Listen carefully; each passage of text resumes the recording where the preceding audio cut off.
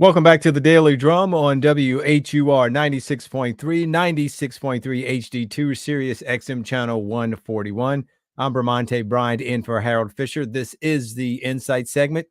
Well, tonight, a little Monday morning quarterbacking on a Tuesday evening. The Washington Commanders got to show off their skills. Yes, they did. In prime time last night for the NFL's Monday Night Football contest, the team added another win in the column with quarterback Jayden Daniels having a stellar game. That's probably an understatement.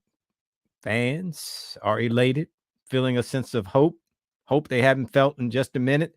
And the Cowboys, on the other hand, licking their wounds for another week. It's an NFL Sports Roundtable discussion this evening on the Drum. Joining me to chop it up, Wisdom Martin, WUSA TV9 anchor, and Stanford Becton, college football reporter for TNT Sports. Gentlemen, thank you so much for being with us as usual. Appreciate you having us. Thanks for having me. Okay, so listen, this is a Commanders Tuesday. Let me set it up first by saying I was on my couch watching last night. I was prepared for the Commanders to lose. I gotta say up front, I'm from the area, so I grew up a Redskin Commanders fan, so I still am. So, but Stanford and Wisdom, I was preparing for the loss, but my whole thought process was like, okay, look, just give a good effort. Bengals are 0-2, playing at home. They're hungry. Commanders aren't going to win the game. Try not to get embarrassed. Just sort of do your thing enough that you look like you're at least a football team. Right. Commanders win the game 38-33. They're now 2-1 on the season. Jayden Daniels is a national story today, Wisdom Martin. I got to tell you, I was shocked. My son called me when it was 38-26. He says, "Dad, do you see what's going on?" I said, no, get off the phone. Get off the phone. Don't talk to me. It's 2.5 minutes left. You know how they do. So, yeah, Wisdom, I'm telling you, I probably have to stop talking because even at this hour, I am shocked at what I saw last night. Tell me your thoughts, then Stan, you'll come in. Look, you're not the only one. A lot of people, when we were talking about this game, we said the same thing. Cincinnati's hungry. Joe Burrow in Cincinnati, Monday Night Football, largest stage. To this point, on offense, Washington hasn't really done much. I mean, the previous week against the horrible New York Giants, 7 field goals by a kicker who was on the couch the previous week to win the game. They needed him to make all of them to win the game. Tremendous effort. And the Giants are so bad, they missed all their extra points, and that led to them winning. So coming into this game, the last thing you expected was for Jayden Daniels to go out there and light it up on offense. Now, having said all that, this guy is special on another level. I've been out there to training camp. I got the chance to go to training camp this year. He's just different. He's cut different. He's calm. He's cool. And I know you say that a lot of times about players, but being calm, cool, and collected.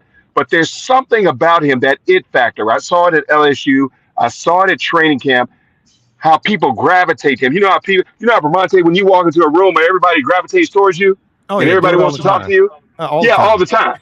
All the time. That's the way Jayden Daniels is. And when I saw what was going on last night, my mind was blown because I knew he was capable of it. But 3 games into the season, 91% completion, 3 touchdowns total, 2 on the ground, 1 running with 39 yards. And those passes, it wasn't like he was throwing side to side.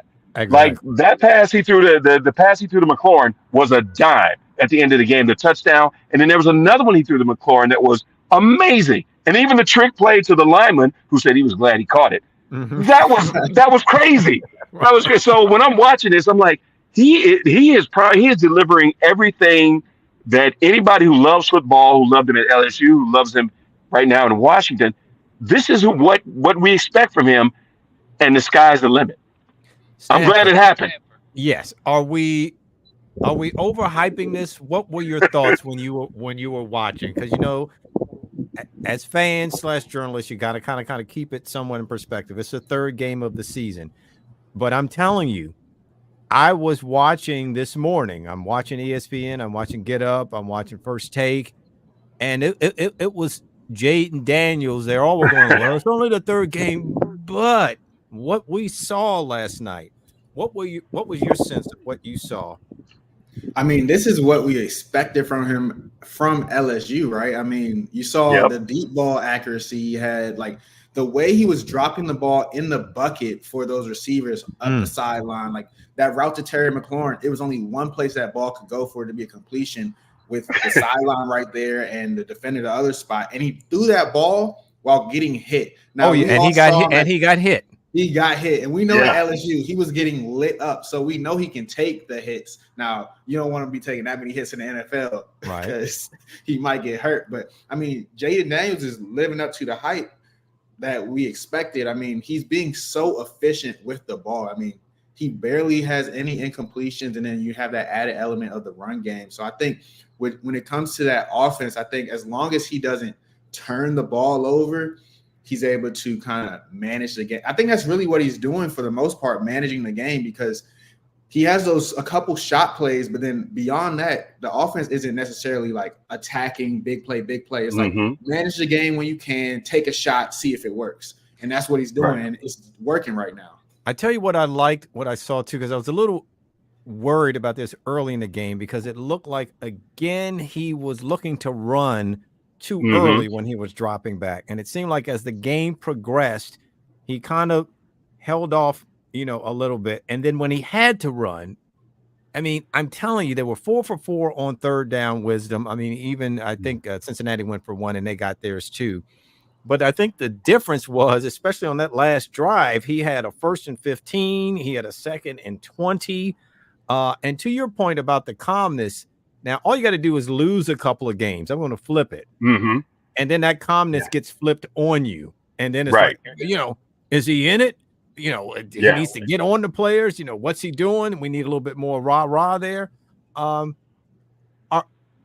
Is he being anointed too early after one game? I think then that's going to be the question the next day. We're just sort of hitting that now.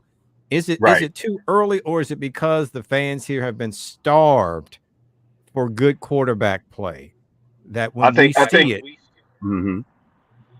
I think Bermonte, I think you're right. I think the fans are starved. I think we're all starved for good quarterback play here in this area, because we've been in a drought for many years. As far as anointing him too early, I think you got to celebrate the growth and the potential here, because he is so young and he's just getting started. So anytime you see a big step going forward, whether it incremental steps going forward, it's a reason to celebrate, and it's a reason to say, hey, we can hang our hats on this. Now, the running, yes, definitely. Yeah, we all three of us know we can't be running around like this. That didn't end too well for the last guy who came in here, who was number 10 back in 2012. Slender. We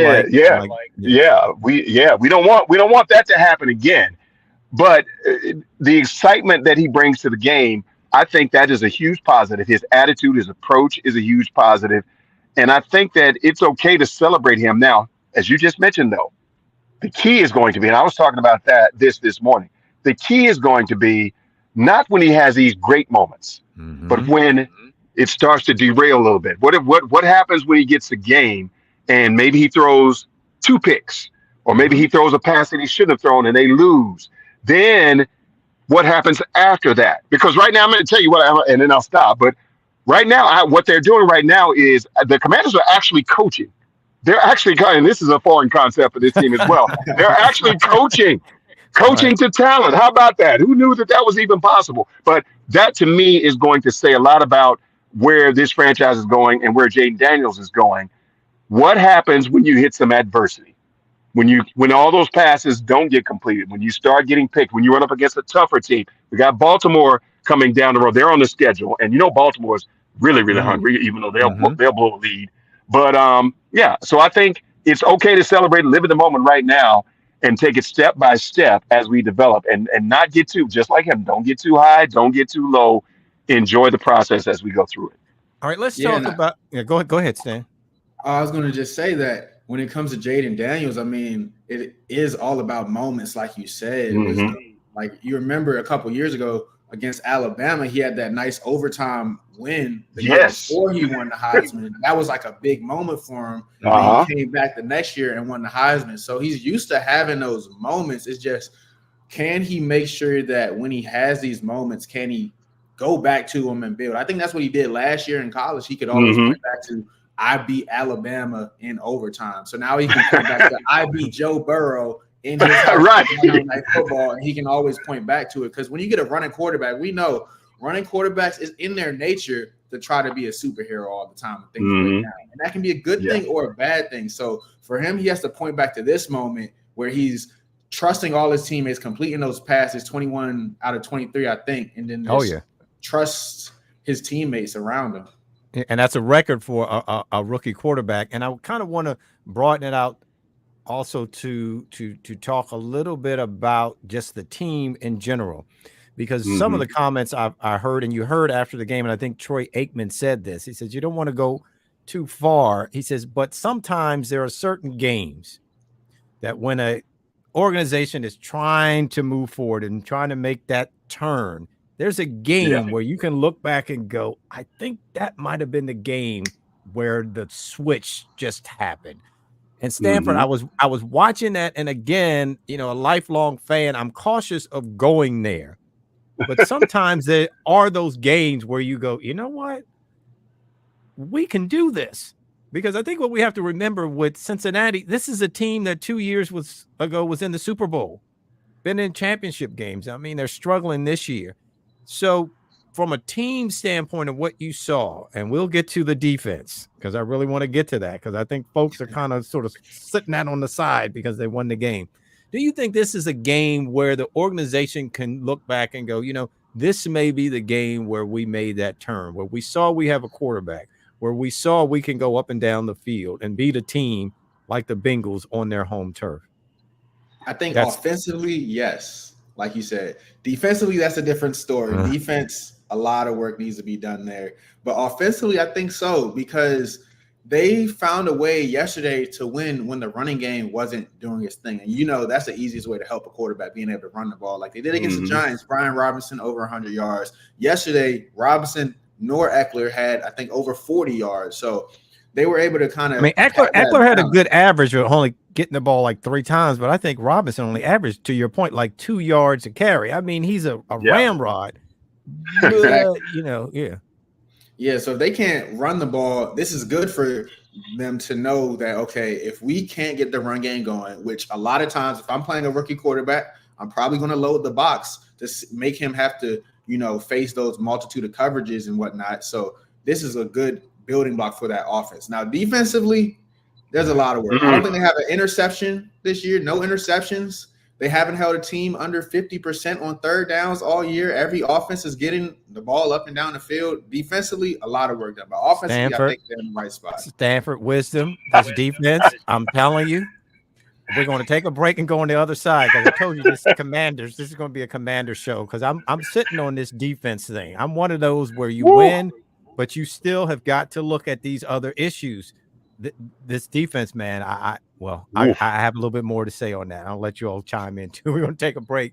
But don't forget, you can hear every edition of the Daily Drum Insight segment via podcast on WHUR.com, or you can download the 96.3 HD2 app on your smartphone and hear the program live in its entirety. This conversation continues online and on Sirius XM channel 141 and 96.3 HD2. The original Quiet Storm is next on 96.3 WHUR.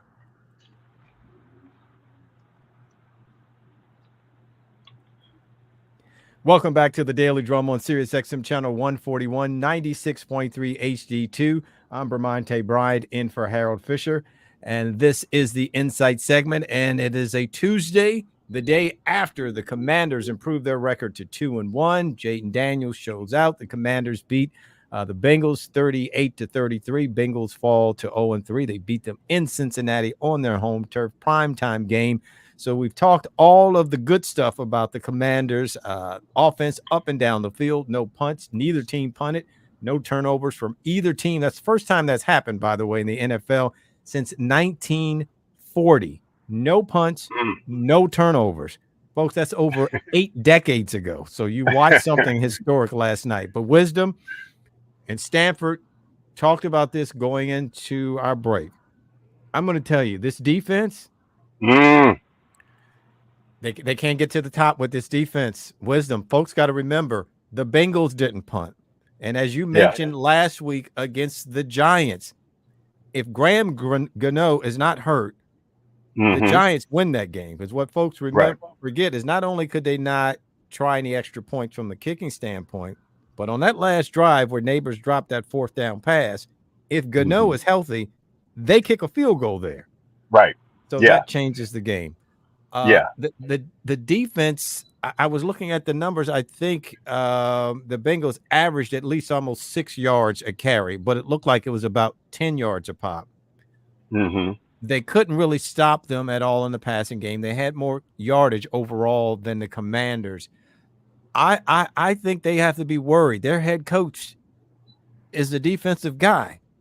And I know they have a lot of new faces there, but you can't count on your offense scoring on every drive the last 2 games to win games. It's just not going to happen. You're going to have to stop somebody at some point. Your thoughts on the defense after my tirade there? You know what? While we were away, I think they called the 3 of us and wanted us to come out there and play defensive back because that's how bad it is. That's how bad it is. It is awful watching these. And I hate to talk about football. I hate to talk about football players. I'm not talking about their character or anything. I'm talking about the play on the field because it is bad. They got torched against Tampa Bay. Malik Neighbors with the Giants. Daniel Jones is a horrible quarterback, but Malik Neighbors for the Giants, the rookie, had 127 yards and a touchdown against it. He was running like he was in practice. The catch, the spin, and he did it like at least 2 times in a row where he would catch and spin away from the defender. Then you come out last night, right out of the gate, Jamar Chase runs down the field, catches a touchdown. So at some point, you're right, Vermonte. One-on-one. At some point, I don't know how you fix this because it's not like there's a bunch of defensive backs and safeties sitting around on the side, at home waiting to get calls. I don't know how you fix this. This is a huge problem that you have to deal with for the entire year. At this rate, they can't stop running water on a broken faucet. That's how bad that secondary is. The defensive line, you can work with that. You can work with the linebackers. But if you can't cover in the secondary, and any team that has a good group of receivers or one receiver like the Giants, it's going to be a problem. And you're going to have to rely on a bunch of scoring, which season long, I don't know if that's a good recipe. I don't think it can hold up, Wisdom. Our radio folks, Stanford probably can't see over your shoulder, but you got a jersey there from your time on the field at Carnegie Mellon. What position did you play? I played defensive back. I don't. Oh, they're calling you. Get him on the phone. Get him on the phone. I was wondering what you were going to say because I was like, number 40 now. He could have been on offense. Hope he won the defensive back because I'm going to have to ask him. He's going to have to talk about his brethren. Well, What's going on, Stanford? You look at the Commanders. You got to start with Dan Quinn, right? When he was in Seattle, it was heavy cover 3, heavy one high safety. Now the NFL, like everyone's been talking about, it's a 2 high safety league nowadays. But it also comes down to a talent issue. I mean, Forbes, he was a 1st round draft pick. He's playing like a 6th round draft pick. St. Juice, I think, might have been a late round draft pick. And then I think he might be a little, I don't want to say overrated. Well, clearly. I think he come on, Stanford. He won't turn around. Turn and look at the ball at some point.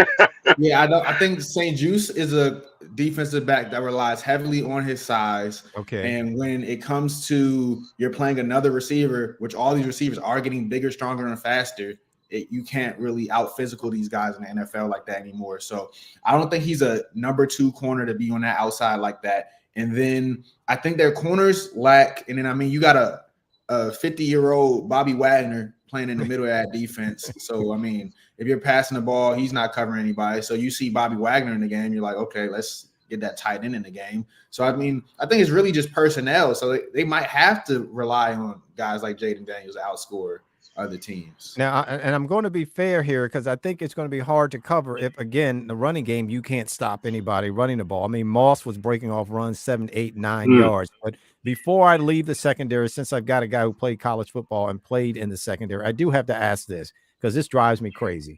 I mean, my son played cornerback at Bullis, and I don't understand this. And you can chime in too, Wisdom. Stanford, at some point, you've got to turn your head around to play the ball. That last drive that Cincinnati had, where they let them score in about 45 seconds. Like, what's number zero's name? You're out there training camp. What's that? That's Sanford. Is it? That's it. Yeah, that's Stanford. Yeah, him. It was either him or number one. Right. What is this? Do they teach them not to turn your head but at some point you've got to turn around to see where the ball is. You cannot have interference in the end zone. At that point, you've got to have them work the clock. So what is going on with that? And then we'll move on.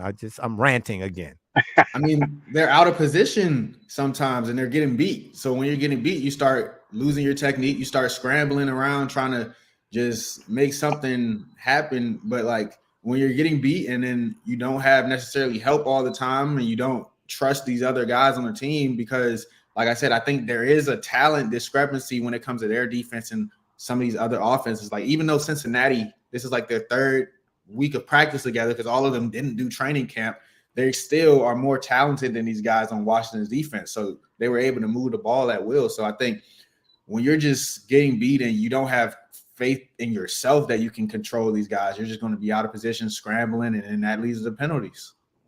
All right. So we'll end it on the good note that they're 2-1 and Wisdom next. Yes. They have the Cardinals and they're going to Arizona, right? So let's do our quick preview before we move on to some other stuff in the NFL.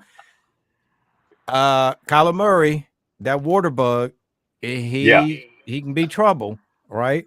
What's your sense going in? I mean, they're going in on a high, coming off, a big win on the road, but they're staying on the road now and they're taking on the Cardinals who thumped the Rams the week before. Cardinals come up short against the Lions, but still played a pretty good game. So Cardinals are not going to be a walkover. What's your sense of what the Commanders have next coming up? Well, it's going to be the same issue with the secondary because Kyler Murray is a phenomenal quarterback, and Marvin Harrison Jr. is starting to find his lane. He's starting to catch touchdowns, and he's a good receiver at this point, growing into that spot. He's going to be a problem for that very soft secondary, so that's going to be an issue. And the Cardinals don't necessarily have a great running game. From what I've seen, I've watched the last two games that they played with Connor at running back. But like you said, it doesn't look like it takes you don't have to be a great running back to be successful against this defense. And we already know, we've just talked about it, the secondary, you can easily beat them. They're out of position. They're just not prepared. So that's going to be a problem.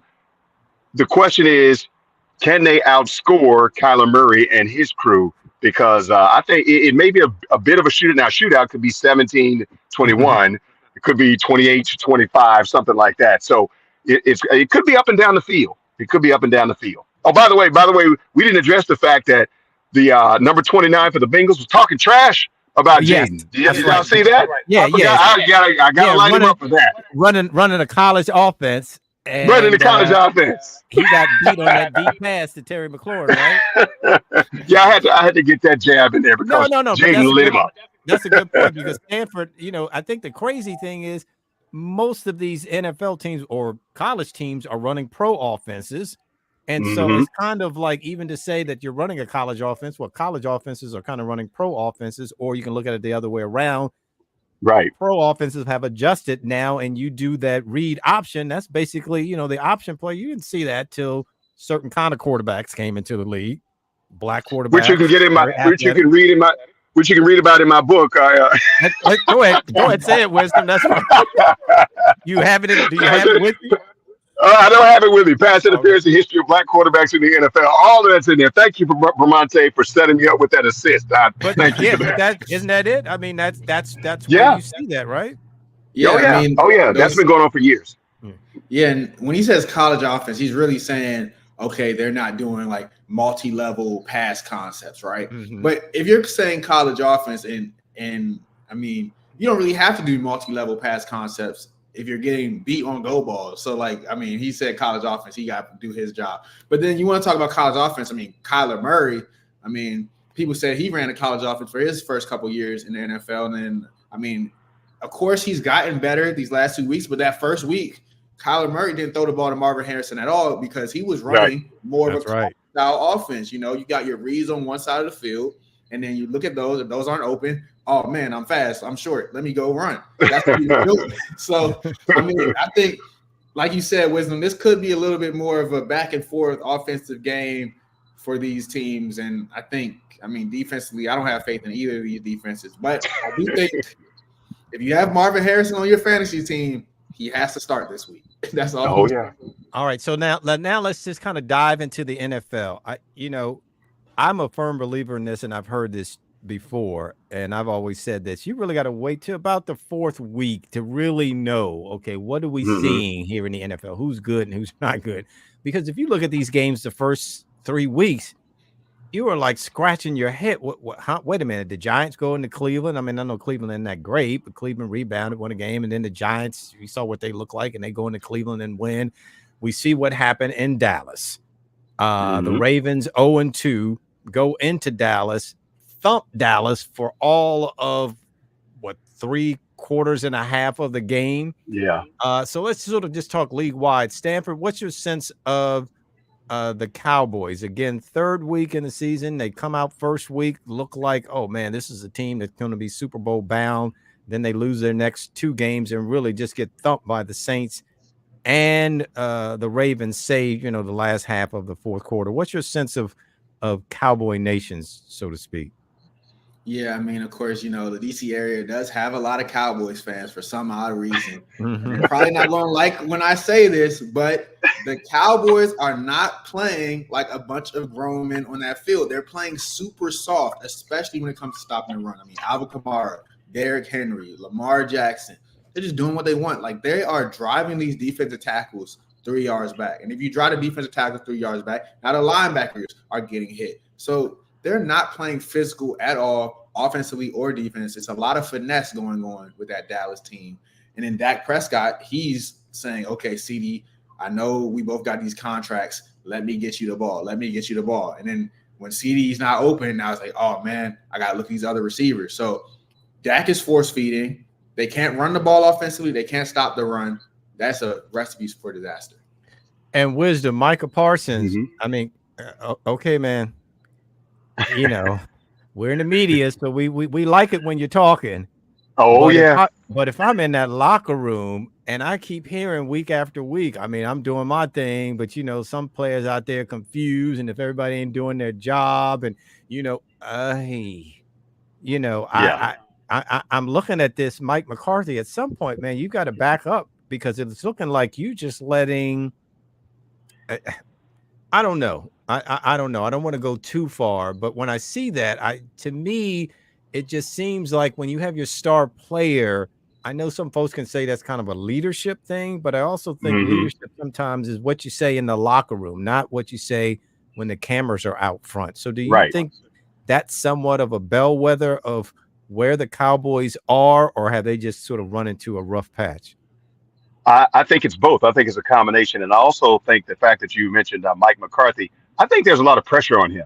And I think he, at some point, if you don't turn this around and get it, maybe this year, if you don't get it done this year, this may be the end of the road for Mike McCarthy with the Dallas Cowboys, because he's been there long enough. The Cowboys have talent. They have talent at different positions, enough talent to get to the next level. So if you don't get it done, and we know Jerry's not patient when it comes to certain coaches, he's just doesn't have the patience. Although he lasted, some of them last longer than others, but I think now this is it for Mike McCarthy. This is the year. If he doesn't get it done, especially if he misses the playoffs, I think that's going to be a problem. And to see Micah Parsons up there, they're saying these things out to the media, knowing that it's going to make headlines. That's a problem for not just the teammates, not just him, but I think that's a problem for the coach as well. The coach has got to be in control of the situation. He's got to do something. And I don't have confidence when I watch the Dallas Cowboys that Mike McCarthy is on top of it. I've never felt like Mike McCarthy was the great leader or the great coach or the great X's and O guy that fit perfect in Dallas. I just thought that he had coached before, he had won before, they picked him up, and now here he is, and it just doesn't look like just doesn't look good. Yeah, I mean, he did win a Super Bowl. I mean, yeah, Wisdom said, yeah, he did. Yeah, but also before you start, Stan, real quick, to my knowledge, no coach in NFL in the Super Bowl era has ever won a Super Bowl with one team and then gone to another team and won a Super Bowl. Not one that I've been able to find. You know what I'm saying? So nobody, not Bill. I think only two have even gone to. I think Yep. Holmgren and Parcells took teams to Super Bowls, but I don't know if any other coach has taken a team. But you're right, no one else. Like one in Seattle, the guy from Seattle, Pete, that used to be with Seattle, Pete Carroll, went with the Patriots but didn't win, and then he won with Seattle. But nobody won the first time and then came back and won with another team. No. Carroll was gone. Carroll didn't take him to the Super Bowl. Parcells took him. Oh, okay, gotcha. That's right. Yeah, he was gone. So he didn't even get. Yeah, so he just got his first one with Seattle. Should have had two, but that's a whole nother story. Yeah, that's a whole nother story. Yeah. Anything surprise you all so far this early NFL season, Stanford? Anything that kind of sort of jumps out at you like, oh man, I wasn't expecting that, or I'm surprised of seeing that? Yeah, I mean, I'm surprised by the Steelers' offense. Yes, I'm surprised by their record. Yeah, their defense I'm not surprised by. The defense, I mean, you got TJ Watt. I mean, they're going to TJ Watt, Minka Fitzpatrick, Cam Hayward. They're going to do the thing. But I'm surprised with the way their offense goes with Arthur Smith. Like, I was privy to some of those practices they had the last year of Ben Roethlisberger because the late Dwayne Haskins, that's one of my good friends. So I would be watching practice film and stuff with him. So I was seeing what they were doing, trying to develop quarterbacks. But that was with a different coordinator. Arthur Smith was down here in Atlanta last year, and it just looked a mess offensively. And now he has that offense looking like very efficient. And that's not something I expected him to be. I expected him to be like kind of hit or miss, swing for the fences, and not very efficient. So that offense is so efficient, and they're just giving they're saying defense, you do your thing. Offense, we're going to make sure we don't put the defense in bad positions, which is very surprising to see that Arthur Smith-led offense do that. So is it Fields' job now then to lose? Could we not see Russell Wilson back on the field? It's got to be. I mean, Wilson's not healthy this week. I mean, so I forget who the Steelers played this week particularly, but I think with that defense and the way Fields is playing, I think you can't switch unless they get to like a 500 record. And I think right now at 3-0, I think right now they should make the playoffs. At this point, you're 3-0 to start the season. That's almost a quarter of the way through the season. If they don't make the playoffs after starting 3-0, that's going to be a disappointing. So I think he has to play until he shows you, okay, I'm not doing good enough. Yeah, Steelers until you start losing. Until you start losing, you got to stay with it. Yeah, Steelers are at the Colts this week. Anything surprising you, or what surprises you, or has surprised you so far, Wisdom? Well, I'm the really big thing that's really surprised me is the Ravens, how slow they started, given the fact that they came off of that AFC Championship game last year, and they have talent. Harbaugh's a good coach, but the way they started the season 0-2, I was stunned by that. And I'm also a little concerned about how they keep blowing these leads. Oh, I'm glad you brought that up. It is mind-boggling how a team this good with a veteran coach. I mean, they're not chaotic, to my knowledge, but they keep doing the same thing over and over again. They get these large leads, and then it's like they stop playing for some reason. So that's a concern for me, and I'm surprised that it keeps happening. Remember, not last year, but the year before, they lost like 4 or 5 games where they had the lead going into the fourth quarter, and then they would blow them. And it kind of threw their season in a tailspin. So I don't understand what's going on there. They got big Derrick Henry now. He ran the ball this week. We'll see if that continues. So I'm surprised by that, and I'm also surprised, but not really, by Kyle Shanahan up in San Francisco blowing leads as well, because that's kind of his MO. For Kyle, like once he's blew that lead in the Super Bowl as he coordinated with the Falcons. That's right. He's been blowing leads for his entire career. Two leads as a head coach in the Super Bowl. Yeah. Both against Kansas City. That's a good point. Yeah, something's going on. That's kind of his thing. I think it's so interesting when you mention that, though, about coaching, because, and I like Harbaugh, but I was watching that game and I was thinking, you've won the Super Bowl, but, this is the kind of stuff that gets a coach fired. Yeah. You're up by 22 points, and now you've got a history of losing games being up. At some point, you've got to go, okay, what is going on in terms of coaching? I'm a big proponent. That's when you get folks on the sideline. You bring the defense and offense together and go, look, this has been a problem with us. We're up by 22. Let's make sure we keep playing. Because I think the first touchdown that the Cowboys scored, I remembered, again, it was one of those, I think they scored in like a minute, 5 seconds. And it drives me crazy. And I'm going, why do these defenses play so soft? I don't know. If you give a guy 15 yards 4 times, you're down inside the red zone. So when they go, I'm not trying to give up the big play. Well, give me Tom Brady style 4 15-yarders. And now when I'm inside the 10, you're nervous. We scored a touchdown minute and changes the whole dynamic of the game. So I'm so glad you brought that point up, Wisdom, because I was thinking that from a coaching standpoint, at some point it becomes a coaching thing. Right. And the Ravens, it kind of got covered up that they won. But I'm thinking, and I wanted to listen to Baltimore radio. I'm like, are they talking about where these guys, if they had blown this game and this lead up by 22? So I'm with you. I've been very surprised at the continuation of that. And you brought up the 49ers and I wanted to ask that. Yeah, Shanahan. Stanford, this is a team that folks are saying, okay, perennial Super Bowl again, but now they're 1-2. I couldn't believe it when I clicked over and saw they had lost that game, because I saw when they were up by 14-0. I think they were up by 21-7. I came home and watched the highlights, and I'm like, 49ers lost this game? Again, too early to overly critique, or is this something because they've had so many players injured, we have to kind of put it in context? Yeah, I think with the 49ers, it's kind of similar to the Bengals. When you don't have those guys there for training camp, then your team is behind the 8 ball to start the season. I think that's what you're seeing there, especially now that Christian McCaffrey's hurt, who was there all in training camp. Your whole team was just building to have an offense with him there, different kinds of plays, and now he's gone. So that I think that's a big part of it. These guys aren't necessarily prepared because they haven't had the reps, right? So I think part of the coaching is to have those backups ready, but at the same time, when you're dealing with contract situations, your left tackle's not there, your starting receivers aren't there. That's like going to be the problem. So I think it's a little early to critique. And then circling back to that John Harbaugh, he reminds me a little bit at this point of Doc Rivers, Doc Rivers. I mean, at this point, that's a good point. Same thing with Doc Rivers. He took his foot off the gas. Now, those were 7-game series. He would take his foot off the gas.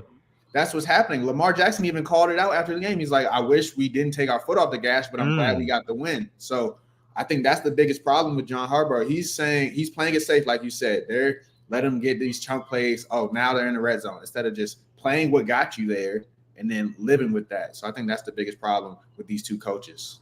We got about 5 minutes left. I wanted to get your assessment a little bit, because we started with Daniels, and I kind of want to come back around, not necessarily him, but these rookie quarterbacks. We've got Daniels starting. We've got Bo Nix starting in Denver. You got Caleb Williams starting. And that performance by Daniels really, I think, has really highlighted even more now, like, oh, okay, he was number 2. Caleb Williams was number 1. He seems so much further along than Caleb Williams and even Bo Nix. Is that a fair comparison? Because now you have to sort of look at each team and what kind of offensive line does Caleb Williams have, because he got beat like a bag of nickels, or with a bag of nickels in that Texans game. So what's your sense? I'll start with you, Wisdom, on the rookie quarterbacks that we've seen performance-wise. You wrote a book on quarterbacking. Back in our day, you sat 3 to 5 years before you started. Now you come in there year 1. So do you think this is something that should be expected? And is Daniels kind of an outlier of what we saw yesterday? What's your general sense of the play you've seen so far? I think that a lot of the quarterbacks are put in situations where it's not conducive to success. A lot of them are. I mentioned earlier about how Jayden Daniels is put in a situation where it appears as though they are coaching to his skill set, and they're actually coaching him, trying to put him in a situation. And they did that in training camp. They said, this is what we want. We don't want you out there running around too much. We want you to do this, and we're going to play to your strengths. That's what it looks like. You have to have, if you're coming into the league as a quarterback, you have to have the right coach with the right organization at the right time. For example, look at Bryce Young in Carolina.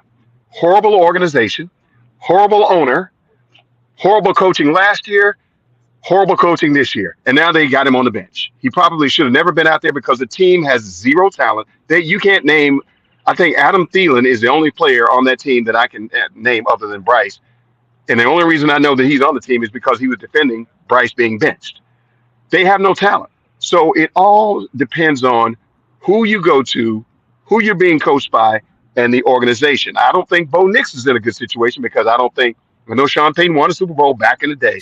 I just don't think, but with the way he reacted to Russell Wilson last year, that seemed personal. So I don't trust that. And when I watch Bo, I know they won this week too, but I don't think that's a great situation. Anthony Richardson for Indianapolis. I don't think that's a great situation. I just don't think for some of these quarterbacks, like you said, Bramante, in the old days, they would sit for a little while. But the problem now is these coaches are under so much pressure to win right now, or in 3 years, I won't be here. So I got to get these guys ready and get them on the field. Sometimes they're not ready. Sometimes it's okay to sit them on the bench and go through these rough patches. Now, remember, Peyton Manning, when he was a rookie, he wasn't that. I mean, they overlooked a lot of stuff. He was horrible. They were 3-13, I think, or something like that. And he was throwing interceptions left and right. And Brett Favre, he didn't start when he was a rookie, but when he first starting, and he throughout his career, Brett Favre, in addition to the other issues that have surfaced recently in regards to him, all those interceptions that he would throw, they just stuck with him and wrote him out. It just seems like these days, if you're on a team that's not that great and you struggle a little bit, the first thing the coach wants to do is say, all right, then, well, since I'm going to get the hook eventually, you got to go too. Got about a minute left. Stanford, what are your thoughts on what you've seen so far on the quarterback play with the rookies that are starting? I agree with what you said, Wisdom, especially about having that system around you. I mean, you look at last week, Caleb Williams threw the ball 56 times. The last 2 weeks, Jayden Daniels hasn't thrown the ball over 30 times in a game once this season. Caleb Williams threw it 56 times in one game last week. And the game wasn't even a blowout. So it's just like, are you building these situations for them to have success? And I think you look at the Bears, Caleb Williams, Matt Eberflus had an offensive coordinator with the Raiders who's doing good. He had Justin Fields who was doing good. He had an offensive lineman who they let go who was doing good. So all the eyes had to be pointed at that head coach there in Chicago for why Caleb Williams isn't doing good if all these other guys are doing good. So I think it's really, like you said, Wisdom, the situation around them. Even though he has the receivers, is everything else in place? Is a scheme in place? Are you running the ball to help those quarterbacks out? Well, gentlemen, our time has ended. You know, we could go on and on. I could really make this a double show. Stanford, if folks wanted to follow you, find you, how could they do so? Yep, you can just find me on Twitter at Stan_Becton and catch me on True TV every Friday at 6 p.m. And how about you, Mr. Martin? WUSA 9, the CBS affiliate here in Washington, D.C., every morning, 4:25. If you want my book, I got 2 of them, wisdommartin.com. I got to sell it. That's right. You got to do that thing. All right. That's the Daily Drum for this Tuesday, September 24th. Oh, and I want to remind folks, this is where it's important who's in the room. If anybody was watching last night when Trent Scott scored that touchdown and he was dancing and Troy Aikman and Joe Buck kept saying, oh, this dance he's doing, and they said he's going to do it today. I think every black folk in America was going, he's a Q. This is it's a fraternity thing. I was just waiting for somebody to come in their ear to say, he's probably part of Omega Sci-Fi. But anyway, I just wanted to add that little part. It's good to have folks in the room, right? Just somebody. Exactly. Wisdom and Stanford, thank you so much. Fun times as always. Enjoy talking sports with you guys. Again, that's the Daily Drum for this Tuesday, September 24th. I'm Bramante Bryant in for Harold Fisher. Have a great night.